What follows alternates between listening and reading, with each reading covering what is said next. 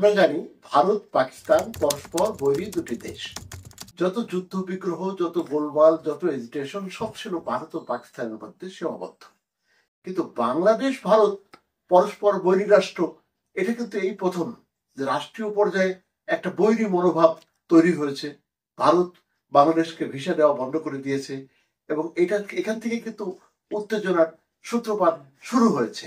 এরপর থেকে তারা ভারতের এই যে আজকে যে পরিস্থিতির সৃষ্টি হয়েছে আগরতলাতে, যে আমাদের বাংলাদেশ দূতাবাসে হামলা চালিয়ে সেখানকার জাতীয় পতাকাকে অবমাননা করা হয়েছে, পরিস্থিতি খুবই খারাপ পর্যায়ের দিকে যাচ্ছে আস্তে আস্তে। আমরা জানি স্বাধীনতার পর থেকে ৭১ সালের পর থেকে ভারত এবং বাংলাদেশ ভাতৃপ্রতিম দুটি দেশ। এই দেশের জনগণ এবং সরকারের মধ্যে খুব একটা অনেকগুলো ক্রাইসিস পিরিয়ড কিন্তু গেছে, কিন্তু বড় আকারে কোনো ঘটনা ঘটেনি। আমরা যদি উল্লেখ করে থাকি, যেমন বাবরি মসজিদ ভেঙেছে, সেই সময় যে আন্দোলন হয়েছিল সে সময় কিন্তু উত্তেজনা সেই পর্যায়ে আসেনি। ফেলানির হত্যাকাণ্ড, সেটা নিয়েও কিন্তু উত্তেজনা সেই পর্যায়ে আসেনি। তারপরে ভারতের সাথে আরো কিছু ঘটনা ঘটেছে। গো রক্ষা যে আন্দোলন হয়েছে, তারা যে মুসলমানদেরকে পিটিয়ে মেরেছে, এসব নিয়ে কিন্তু সে সময় কিন্তু বাংলাদেশে এর কোন বড় ধরনের কোনো ঘটনা ভারত বাংলাদেশের মধ্যে ঘটেনি। এখন কি এমন ঘটলো যে ভারত এবং বাংলাদেশের মধ্যে এই উত্তেজনা সৃষ্টি হয়ে গেল? ভাবখান এরকম যেন ভারত আর পাকিস্তান বাংলাদেশকে তারা এখন মনে মনে পাকিস্তান ভেবে নিয়েছে নাকি, এইরকমই কিন্তু একটা মনোভাব লক্ষ্য করা যাচ্ছে। যাই হোক, আমরা কোনো উত্তেজনা ছড়াতে চাই না। উত্তেজনা ছড়ালে দুই দেশের জনগণের, ভাতৃপ্রতিম জনগণের মধ্যে যেরকম সমস্যা রয়েছে, তেমনি সব জায়গায় কিন্তু সমস্যা হবে। অর্থনৈতিক খাত এর প্রভাব ইতিমধ্যেই পড়তে শুরু করেছে। আমি সম্প্রতি অর্থাৎ ২৮ নভেম্বর আমার ভিসার মেয়াদ শেষ হয়ে যাচ্ছিল ৫ ডিসেম্বরে। সেই কারণের জন্য ভিসা রক্ষার জন্য, ভিসা যাতে ক্ষতিগ্রস্ত না হয় সেই কারণের জন্য আমি ২৮ তারিখে ইন্ডিয়াতে গিয়েছিলাম। সেখানে আমি বেনাপোল বর্ডার হয়ে আমি ভারতে সবসময় আমি কলকাতাতে যে বাড়িতে থাকি, আমার বন্ধুর একটা বাড়ি আছে, সেখানে সেই বাড়িতেই আমি ছিলাম এবং সেখানে উঠি। ২৯ তারিখেও আমি কোনো উত্তাপ পাইনি, কোথাও কোনো বিরোধিতা খেয়াল করিনি। ৩০ তারিখ আমি যখন শিয়ালদা থেকে আসছি, নিউ মার্কেট এলাকা থেকে এসে এসপ্লানেড হয়ে আমি যখন আসলাম, এবং এমনি কিন্তু আমি যেখানেই গেছি নিউ মার্কেট এলাকায় যে কিছু কেনাকাটা করলাম, সেখানে দেখলাম আগের মতো সেই জৌলুস কিন্তু নেই। লোক সমাগম সন্ধ্যার দিকে থাকলেও দোকানদাররা যেটা বললো যে বেচা কিনা তাদের নেই, খুব খারাপ প্রভাব পড়েছে এবং তারা আতঙ্কিত। তারা কিন্তু বলল যে যদি এইসব ঠিকঠাক না হয় তাহলে আর্থিকভাবে ভীষণভাবে তারা ক্ষতিগ্রস্ত হবে, অনেক লোকের ব্যবসা গুটিয়ে নিতে হবে। এই সমস্ত কথা কিন্তু আমি ব্যবসায়ীদের মুখে শুনেছি। যাই হোক, সেখান থেকে আমরা কেনাকাটা করে আমি যখন মেট্রোতে করে এসে নামলাম গিরিশ পার্ক। গিরিশ পার্কে এসে নামার পরে আমি গেলাম, তার আগে একটা দৃশ্য বলে রাখি, আমি গিয়েছিলাম কলকাতা প্রেস ক্লাবে। সেখানেও কিছু সাংবাদিকের সাথে আলোচনা হয়েছিল। বেশ কিছু নামকরা সাংবাদিক ভারতের, তারাও এসেছিল।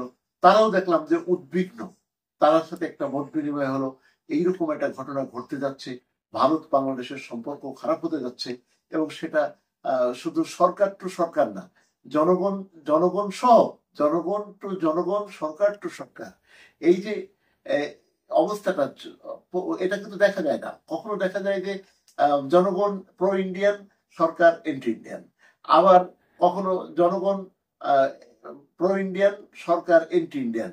এরকম বিষয় স্বাভাবিক হতে পারে, উল্টা পাল্টা হতে পারে দুই দেশের ক্ষেত্রে।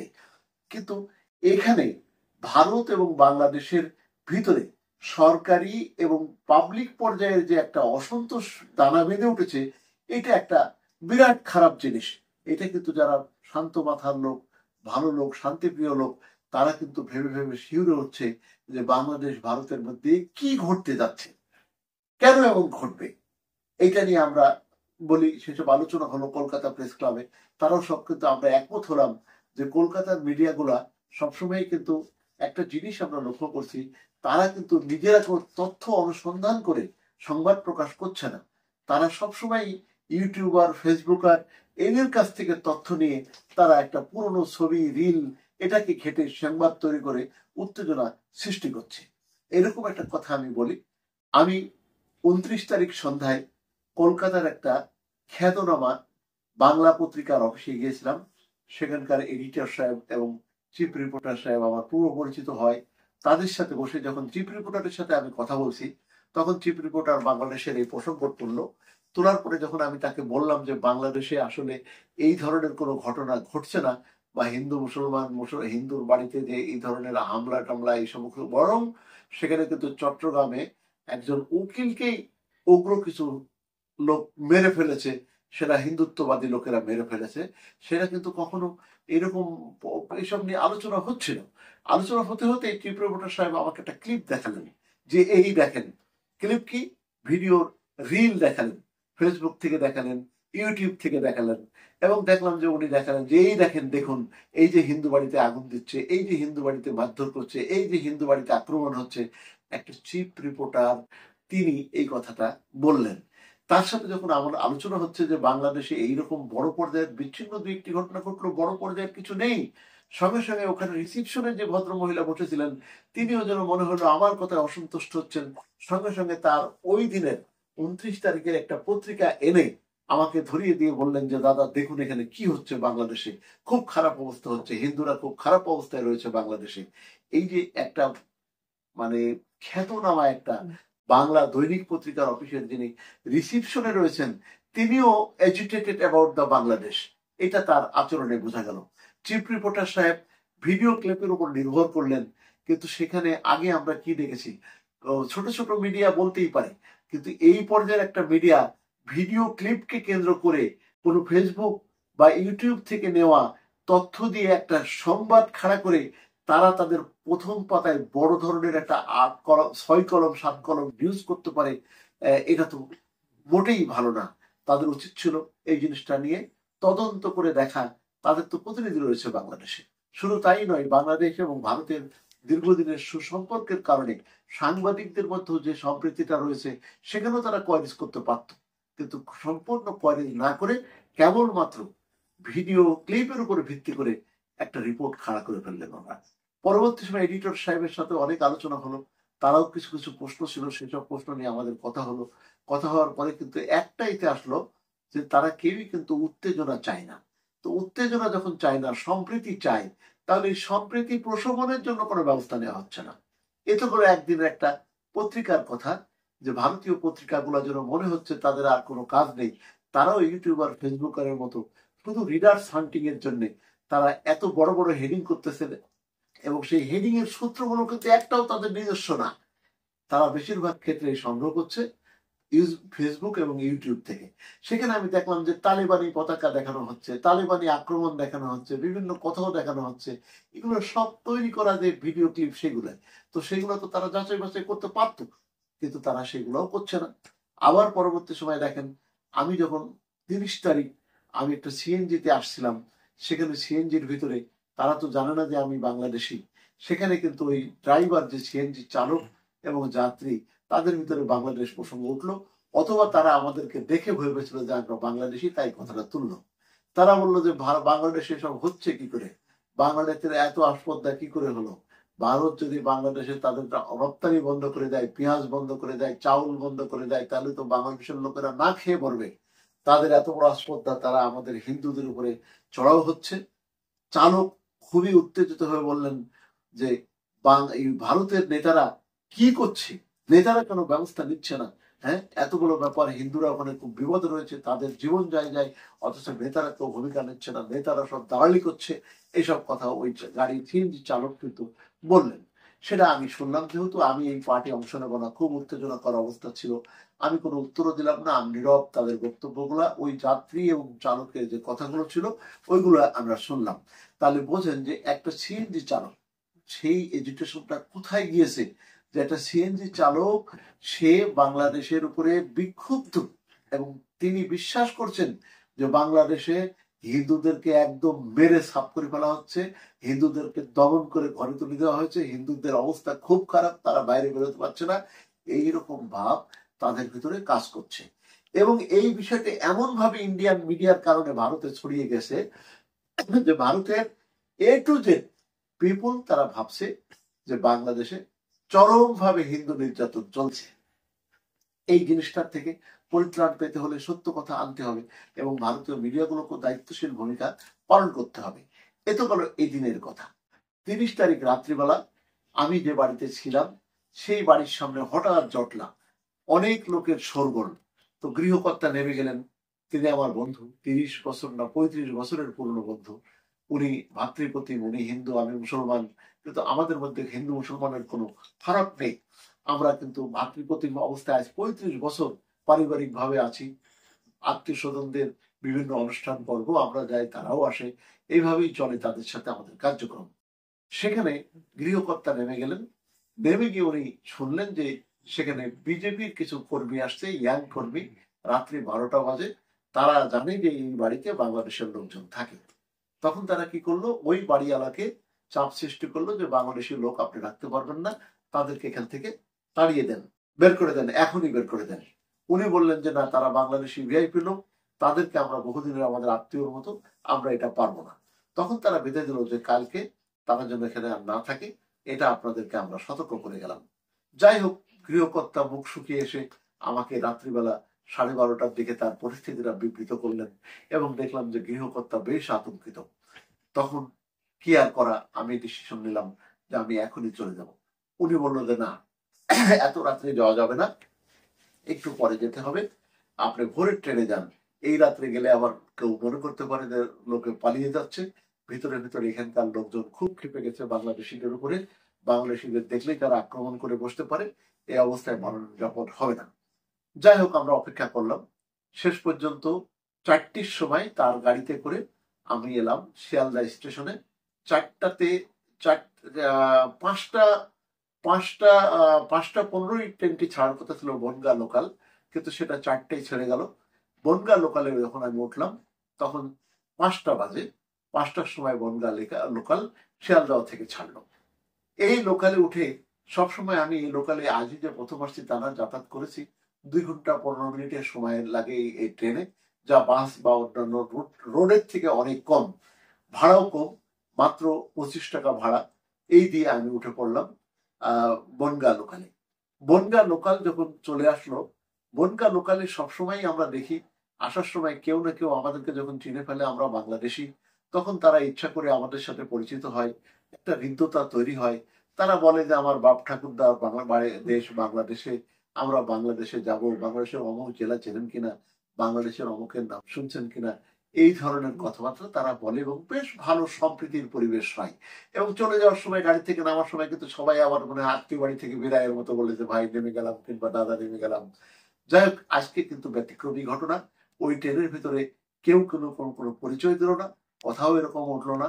যাই হোক, সকালবেলা 5টায় ছাড়লো, 7টার দিকে এসে বনগাঁ স্টেশনে ট্রেনটি থামলো। এই ট্রেন থামার পরে আমি সেখান থেকে একটা অটো রিজার্ভ করে নিয়ে আমি আসলাম। ওখান থেকে 9 কিলোমিটার দূরে, এই যেটা আমাদের হরিদাসপুর যে স্টেশন, অর্থাৎ বেনাপোল যে immigration office, Indian party Haridaspur, Bangladesh party Benapole.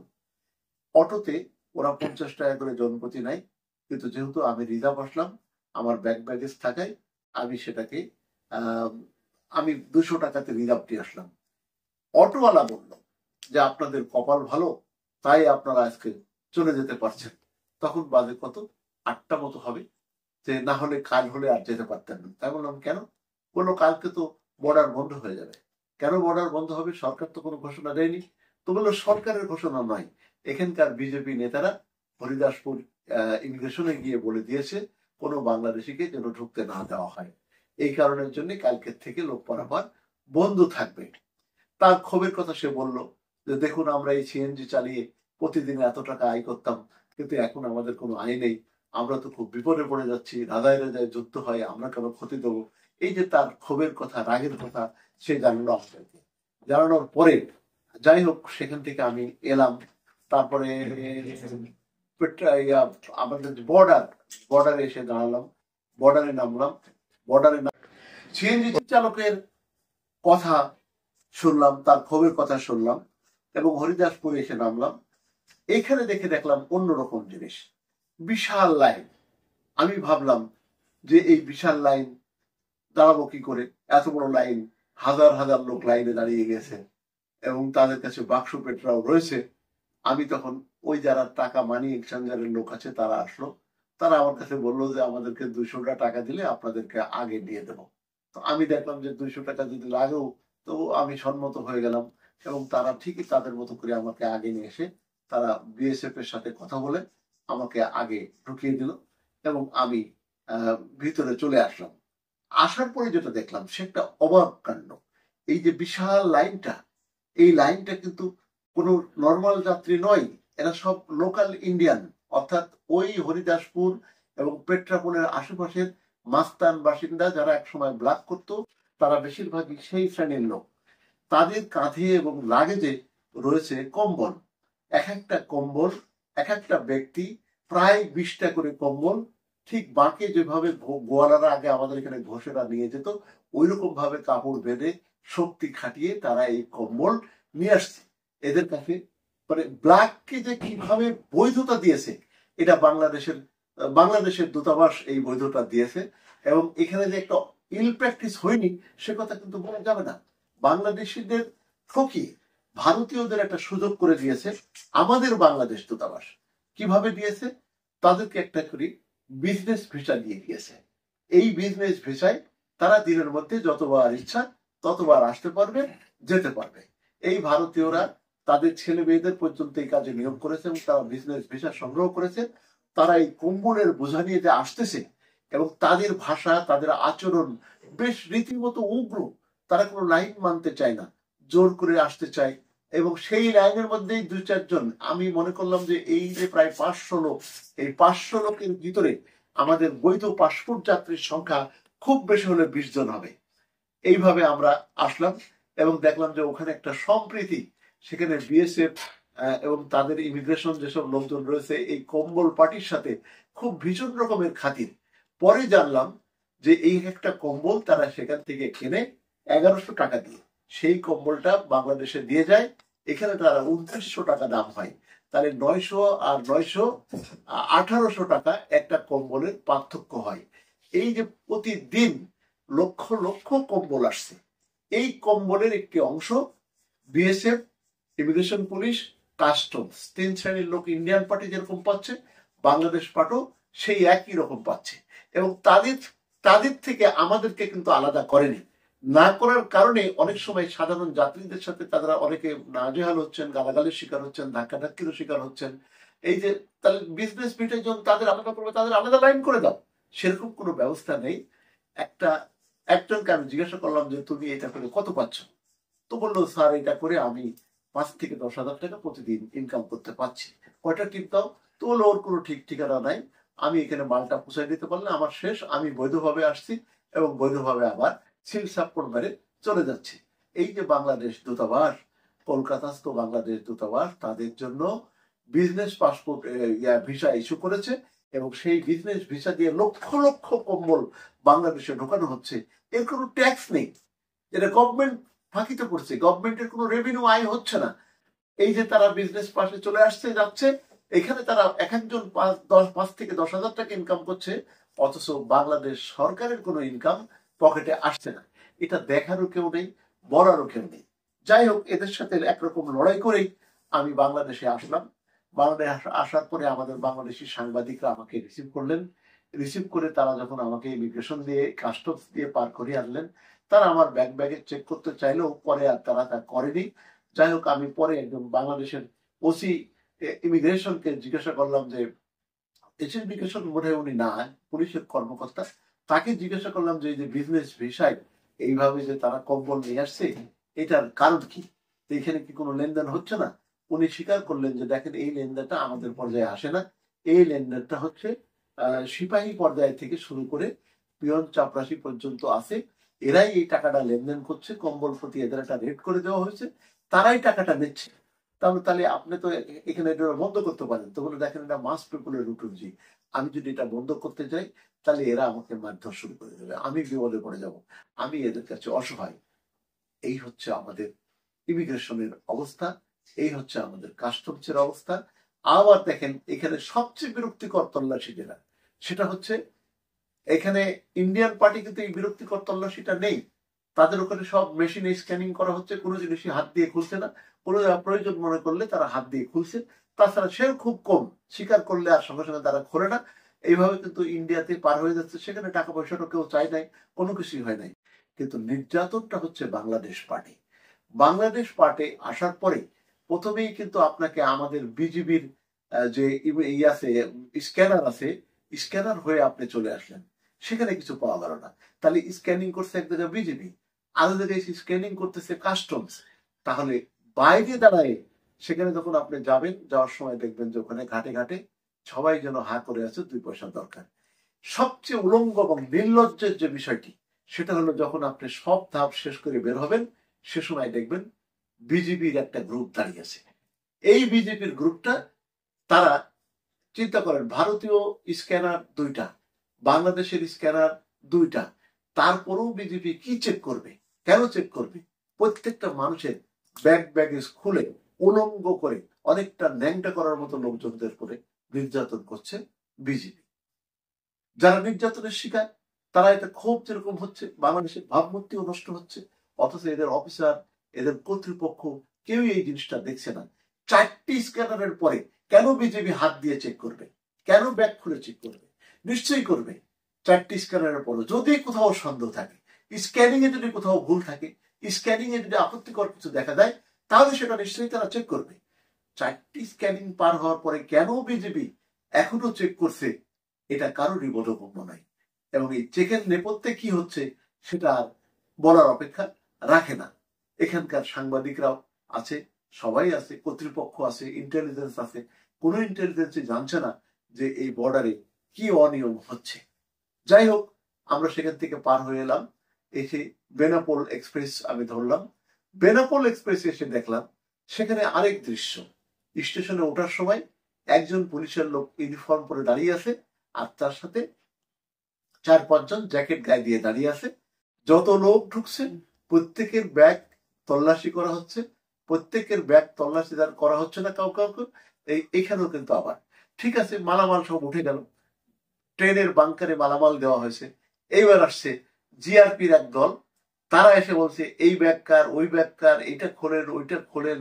এই যে দেখাশোনা করা, এগুলা কি? এগুলো একটা সভ্য রাষ্ট্র, একটা এদের অথরিটি রয়েছে, এদের সুপারভাইজিং অথরিটি আছে। Nobody is not looking in what they are doing there. কিছুই দেখছে না কেউ, কোন কর্তৃপক্ষ যেন সব নীরবে ঘুমায়। এইভাবে পদে পদে হয়রানি শেষ করে, যাই হোক, বেনাপোল এক্সপ্রেসটি ছাড়লো, রাইট 1টাতে ছাড়লো। এটাই একটা ভোগান্তির শেষ। বাস চলে আসলাম ধীরে ধীরে ঢাকা। রাত 10টার প্রায় কাছাকাছি সময়ে আমি যখন কমলাপুর রেল স্টেশন থেকে একটু জোড়াইন রেল গেটের কাছাকাছি, সে সময় ট্রেনটি অহেতুক দাঁড়িয়ে গেল। আধা ঘন্টার উপর সময় ট্রেনটি দাঁড়িয়ে থাকলো।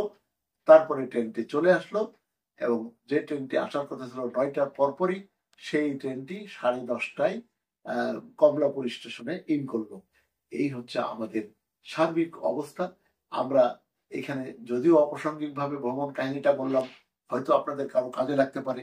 আমরা মনে করি ভারত বাংলাদেশে কোনো অপ্রীতিকর ঘটনা আমরা চাই না। সবাইকে দায়িত্বশীল ভূমিকা পালন করতে হবে। মিডিয়া যদি ওই ভিডিও ক্লিপ, রিল ক্লিপ, এর থেকে যদি তথ্য না নিয়ে নিজেরা যদি তথ্য নেয়, তাহলে কিন্তু ইন্ডিয়ান মিডিয়াগুলা এইরকম এগুলো আর ছাড়তে পারবে না। অর্থাৎ তারা যদি দায়িত্বশীল হয়, তাহলে এই উত্তেজনা এড়ানো সম্ভব।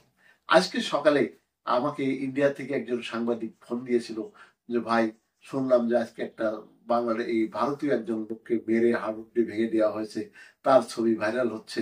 তা বললাম, ভাইরাল হচ্ছে, আপনি ক্লিপটা পাঠান দেখি কোথায় হয়েছে।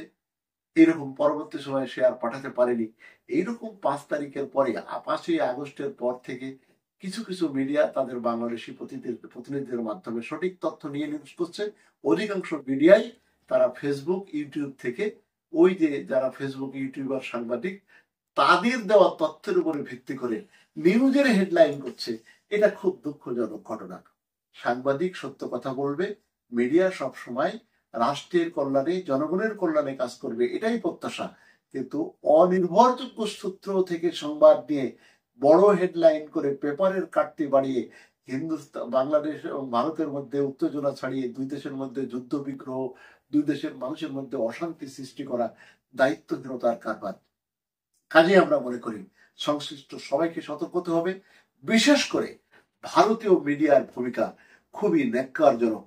ভারতীয় যে সমস্ত মিডিয়াগুলো ন্যাক্কারজনক ঘটনা করছে, ভারতের উচিত হবে এই দুই দেশের সম্প্রীতি বজায় রাখার জন্য এই মিডিয়াগুলোকে কন্ট্রোল করলেই, কন্ট্রোল ওইভাবে করা যায় না মিডিয়াকে, কিন্তু মিডিয়াকে যদি অনুরোধ করা হয় যে তারা যেন কোনো সুনির্দিষ্ট তাদের অভিযোগ ছাড়া কোনো নিউজ তারা না ছাড়ে, যে নিউজই তার দিকটা করে সেই অথেন্টিকেশন থাকতে হবে নিউজের, এইটা যদি নিশ্চিত করা যায় তাহলে আমার মনে হয় যেটা সম্ভব হবে।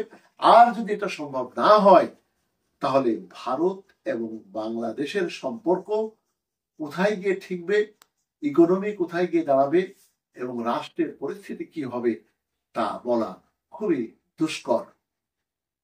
এখানে আমরা মনে করি সবাইকে দায়িত্বশীল ভূমিকা পালন করতে হবে, উত্তেজনাকর নয়। আর যারা ফেসবুকে বিভিন্ন ভিডিও শেয়ার করেন, যে ভিডিওতে দেখবেন যে কোথায় ভিডিও তারিখ নাই, দিন নাই, ক্ষণ নাই, এইসব ভিডিওগুলো দয়া করে আপনারা দিবেন না। যেগুলোর ক্ষণ তারিখ দিন সুনির্দিষ্টভাবে উল্লেখ আছে সেগুলো আপনারা ছড়ান। সেগুলো হয়তো বলাই যেতে পারে, কেউ প্রয়োজন মনে করলে তদন্ত করে নির্ধারিত, কিন্তু খেয়াল করে দেখুন যে অধিকাংশ এইসব ভিডিও ক্লিপে কোনো দিন ক্ষণ সময় নেই। কাজেই মানবতার স্বার্থে, দেশের স্বার্থে, জনগণের স্বার্থে এই উত্তেজনা বন্ধ করতে হবে, গুজব রটানো বন্ধ করতে হবে এবং ভারত পাক বাংলাদেশের যাতে সব পরিস্থিতি খারাপ পর্যায়ে না যায়, সবাইকেই সুনির্দিষ্টভাবে দায়িত্বশীল হতে হবে, দায়িত্ব পালন করতে হবে। সকলকে ধন্যবাদ।